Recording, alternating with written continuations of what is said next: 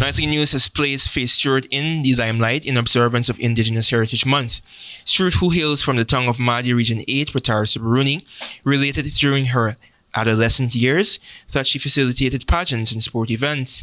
From covering such events, her passion for broadcasting evolved. I believe in my teen years, I have always been drawn to communications, and so I've done things like hosting of pageants and graduation ceremonies.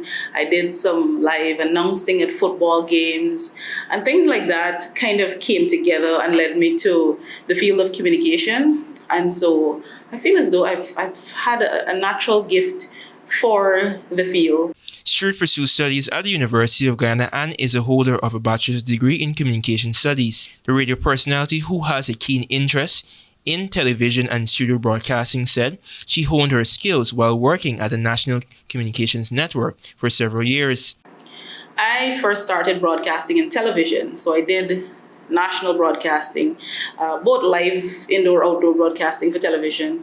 I did Guyana Today for just about 4 years with the National Communications Network, and during that time I also had some amount of exposure to radio. Stewart recounted doing a program titled Focus on the Hinterland while working at the state media.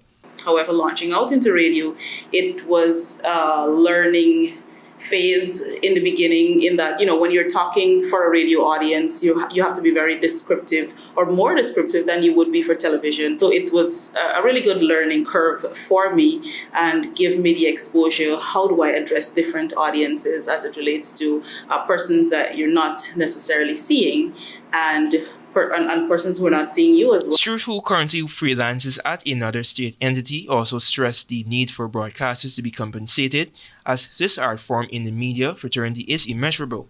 I would want to see that they're also adequately compensated for that skill. Skill is wealth, and I think broadcasting for radio or television, it's a skill. It's a skill that must be developed and acquired and so on. And it is something that you earn off of. In my own experience, I have been able to use broadcasting to help get me through university.